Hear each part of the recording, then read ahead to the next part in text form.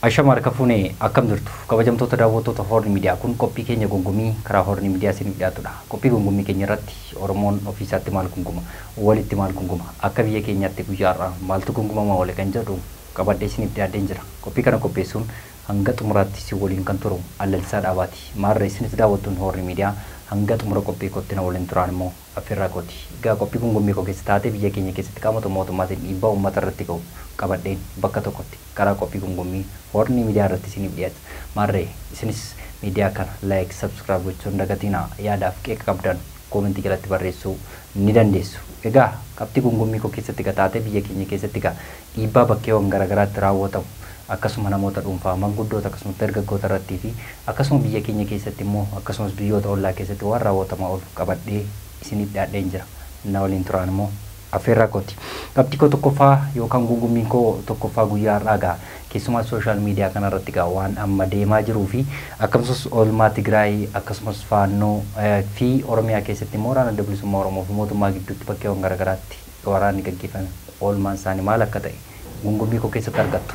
Qabxii koo tokkoffaa kana keessatti yookaan gungumii koo tokkoffaa guyyaa har'aa dhabdee wal dhabdeen gidduu kana keessumaa sooshaal miidiyaa kanarratti fi ajjechaa artistii keenya Andulem Qawat manaasaa Qananii Addunyaa irratti raawwatamee booddee yeroo muraasaaf Andulem Qawat hidhamee turuun ni yaadatama yookaan immoo hidhaatee erga bahee immoo guyyoota muraasa lakkoofsisuun isaa ni yaadatama jechuudha. Kana keessatti keessumaa wanta haaraa ta'ee wanti ka'aa jiru kun keessumaa akka inni ajjeese tokkotti wanti dubbatamaa jiru jira jechuudha sooshaal miidiyaaf akkasumas immoo viidiyooleen garaagaraa ba'aniif akkasumas suurri garaagaraa yeroo ba'an kana keessatti akka inni ajjeese tokkoo fi raagaa guutuun argamaa jira kan jedhu akkasumas sooshaal miidiyaa garaagaraa irratti fi akkasumas namoota siyaasa dabalatee akkasumas namoota keessa beekan dabalatee wanti ka'aa jiruu fi viidiyoo akkasumas suuraa mul'isuun dudubbachaa ta'ee jiru jechuudha. Kanaaf namoonni tokko tokko keessumaa waardiyaa Haacaaluu Hundeessaa sababeeffatanii qeequmsi garaagaraa ka'aati jira jechuudha. Yeroo amma kanarratti wanti amma raawwatamaa jiru Andulem Qawat akka shakkamaa ta'etti malee akka yakkamaa ta'etti wanti odeeffamaa jiru hin jiru gara giruuppii Andulem Qawattiin jechuudha. Giruuppii isheetiin yookaan immoo giruuppii Qananii Addunyaatiin immoo akka inni ajjeese tokko yookaan immoo akka inni duraan rakkisaa ture tokkotti dubbatamaa jira. Viidiyoo garaagaraa fi suurri garaagaraa fi dha'ichi garaagaraa yeroo irratti argamaa jiru kana keessatti kanaaf dhugaan Qananii Addunyaa dhokatee jira malee bahee hin jiru. Kanaaf kan ajjeese isumadha kan jiru tokko tokko sooshaal miidiyaa irratti yeroo amma gaggeeffamaa jira jechuudha. Kanarratti namoonni tokko tokko fi namoonni isatti dhiyaatan immoo akka inni shakkamaa ta'e malee akka inni yakkama yookaan akka inni ajjeesne tokkotti wanti dubbatamaa jirus ni jira jechuudha. Kanaaf taateen amma raawwatamaa jiruu fi bakka tokkotti gungumii kana keessatti immoo kan isiniif dhiyeessu rakkin namni kun otoo jiru rukuttaa namni kun fi madoo namni kun qaama ishee irra otoo jiruuti kanaan duras akkamitti dubbatachuu diddee kan jedhus gaaffii guddaa akka ta'ee fi intalli kun rakkin hamaa keessa akka turte illee argamaa jira jechuudha. Kanaaf dhugaan ishee akkuma Haacaaluu Hundeessaa kana dhokachuunsaas ammas gaaffii guddaa fi gungumii guddaa kaasuunsaa waan hafe hin fakkaatu. Kanaaf viidiyoo namni kun otoo gadi bu'u yookaan suurri namni kun dha'ichi bakkeewwan garaagaraatti qaama ishee irratti tokko sitti mul'atu dhugaan ishee dhokachuunsaas ammas gaafatama guddaa akka ta'ee fi awaardiin Haacaaluu miilanaa immoo akka inni loogii tokko hojjetetti wanti argamaa jiruuf dubbatamaa jiru ni jira jechuudha. Kanaaf badhaasa Andulem Qawataaf kenne haqeeti jira jechuudha waan faawundeeshiniin Haacaaluu Hundeessaa kuni. Kanaaf koreen jalqabaa akka inni badhaafamuu fi wanta sana murteessee erga sooshaal miidiyaa garaagaraatti qeequmsi garaagaraa faawundeeshinii Haacaaluu Hundeessaa irratti qeeqni erga ka'ee badhaasa sana akkamitti haquun murteesse kan jiru gaaffii guddaa akka ta'e argamaa jira. Kanaaf faawundeeshinii Haacaaluu Hundeessaa kana keessatti haati manaa Haacaaluu Hundeessaa akkasumas obboleessi Sasiisee dabalatee qaamonni garaagaraa ni jiru jechuudha. Kanarratti isaan murteessuu hin danda'an kan jedhu dubbatamaa jira yeroo amma. Garuu koreen akka Andulem Qawat badhaafamuu fi hin badhaafamneef illee gidduu isaaniitti wal dhabdee guddaan gaggeeffamaa turuunis dhagahamaa jira. Garuu wanti amma raawwatamaa jiru kun dhuguma biyya keenya kana keessatti namni miidhaan irra ga'e yookaan immoo qaama barbaadeen dhiibbaan irraa ga'u kan isaa furmaata argachuu yookaan immoo dhugaan namicha sana bahuu akka hin dandeenye kun arguuti dandeenye jira jechuudha. Kanaaf erga guyyaa gaafa sana akka inni hin balleessine tokkotti dubbatachaa turuun ni yaadatama sooshaal miidiyaa garaagaraa irratti.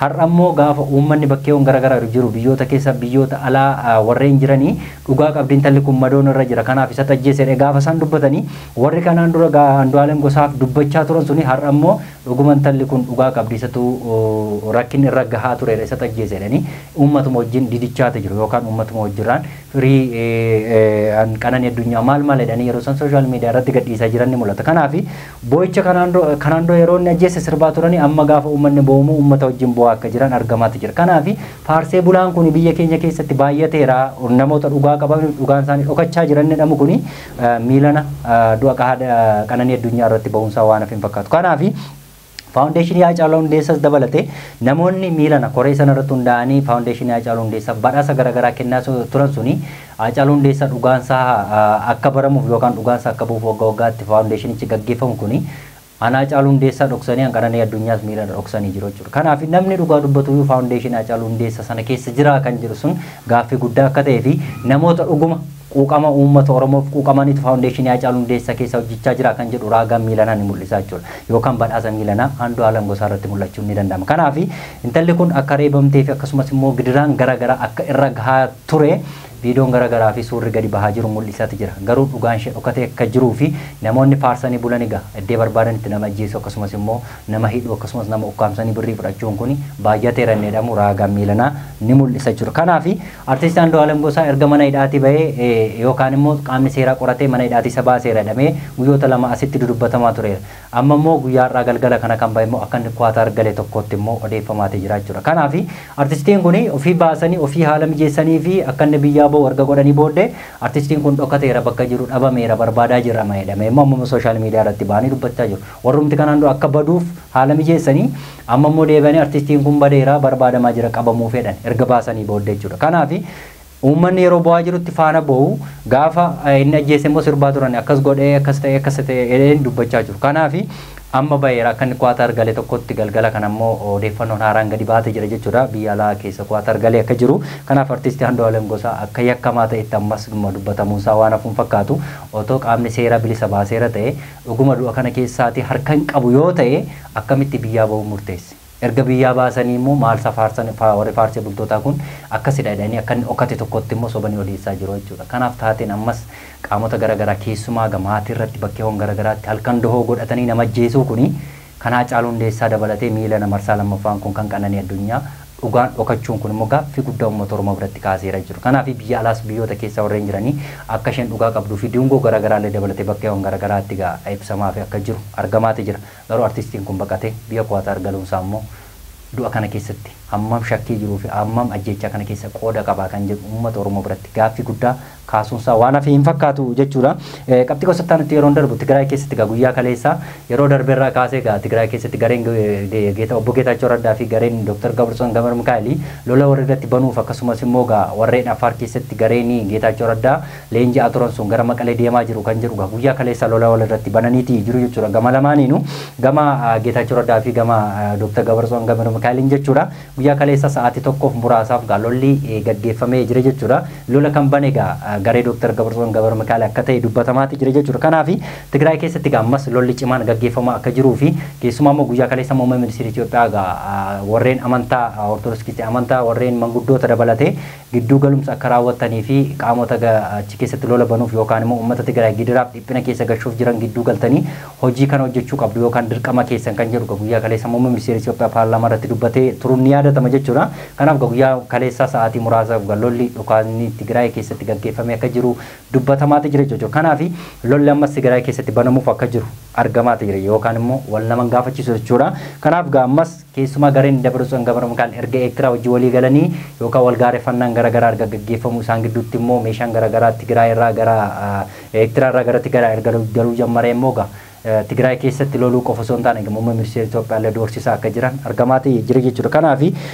jabina isaanii kan ta'e Eertiraan garee Dabrason Gamar Mikaa'eliif milkii guddaa akka taasisuu danda'u fi gara fuulduraatti lolli Tigraay keessatti hammaachuu akka danda'u Tigraay keessatti qofa osoo hin taane gara muummee ministeera Itoophiyaatti deemuu akka danda'u shakkiin akka hin jirre argamaati jira. Garuu Tigraay keessatti lolli baname kun ammaaf kan itti fufu ta'ullee dubbatamaati jira jechuudha. Gama isaaniin kana furmaanni isaa maal akka ta'e walumaan kan laallu ta'a jechuudha. Qabxii gosattaan itti yeroo darbu waa'ee faannoodha. Faannoon guutummaa guututti garaayyaan biyyaa balleesseera kan jedhu kun bakkeewwan garaagaraatti rakkinni guddaan ammas uumamaa akka jiru argamaati jira jechuudha. Keessumaa faannoon guutummaa guututti balleessineera yookaan finneera kan jedhu booddee immoo guyyoota muraasa asitti immoo bakka faannoon jiru bosona garaagaraallee ibiddatti qabsiisaa akka jiran argamaati jira jechuudha. Kanaaf ashaaraa magariisaa jedhanii bakkeewwan garaagaraatti otoo gama mootummaatiin biqiltuun otoo dhaabachaa jiruuti yeroo ammaa kana guyyaa har'aa qabsiisanii guyyaa booruu yookaan torbee lama sadii booddeen biqiltichi dhaabate sun akka gubachaa jiru argamaati jira jechuudha. Kanaaf bosonaalee garaagaraa keessatti gaafa bakka faannoon jira jedhametti ibiddi qabsiisamaa akka jiru argamaati jira jechuudha. Akkasumas Oromiyaa keessatti bakkeewwan garaagaraatti kanaan dura irraa kaasee midhaan dabalatee yerootti illee boqqolloo hin facaasinaa jedhanii ibiddatti qabsiisaa turan ni mul'ata yookaan abaa'ota achi keessa jira jedhanii jechuudha. Akkasuma kan Oromiyaa keessatti bakka shaneen jirti jedhanii bosonatti qabsiisaa turan sana keessatti Amaara keessattis akkasuma bakka bosonni cimaan jiru yookaan immoo bakka faannoon jira jedhamee shakkamutti ibiddatti qabsiisaa akka jiran argamaati jira jechuudha.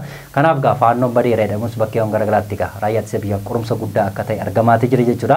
Akkasumas Oromiyaa keessatti bakkeewwan garaagaraatti lolli waraana adda bilisummaa Oromoo fi mootummaa gidduu yookaan raayyaa ittisa biyyaatti gidduutti gaggeeffamaa jiru daran hammaachaa akka dhufee fi dubbachuun isaa kan nama qaanessu argamaati jira jechuudha. Kanaaf uummanni Oromoo ammas yaaddoo guddaa keessa waggoota torbaati asitti rakkina guddaa argaa jiru ammas rakkinuma guddaa argaa jira jechuudha. Kanaaf naannoo Amaaraa keessatti illee waggoota muraasatti asitti faannoon haa hundaa'uyyuu malee isaan immoo gamma waaqannaan isaanii nuugameera rakkanne ragaratti facaafannu dhabnee dhala keenya barsiifachaa hin jiru kan jedhu gama naannoo Amaaraatiinis dhiibbaa faannoo irratti taasisaa jiran daran hammaachaa akka dhufe argamaati jira jechuudha. Egaa kabajamtoota daawwattoota Horni Miidiyaa qophiin gungummii koo keessumaa ajjecha haadha manaa artistii Andu'aalem Gosaa yookaan immoo Qananii Addunyaa tin shakkamee kan ture artistii Andu'aalem Gosaa baqatee biyya Qawaatar galuunsaa immoo galgala kana dhagahameeti jira jechuudha. Kanaaf ajjecha kana keessa qooda qabaa moo qooda hin qabaa kan jedhu gara fuulduraatti walumaan kan laallu ta'a. Qabamee immoo seeratti dhiyaata moo hin dhiyaatu kan jedhus walumaan kan laallu ta'a jechuudha. Qabxii gosotaan nuti yeroo darbu Tigraay keessattis dhukaasni guyyaa kaleessa jalqabee akka jiruu fi gama faannootiin immoo bakkeewwan garaagaraatti raayyaa ittisa biyyaa wajjin lolli gaggeeffamu Oromiyaa keessatti immoo waraana adda bilisummaa Oromoo yookaan mootummaa gidduutti bakkeewwan garaagaraatti gaggeeffamu gama lamaaniin injifannoon galmaa'eera kan jedhu ibsa isaanii keessatti argamaati jira.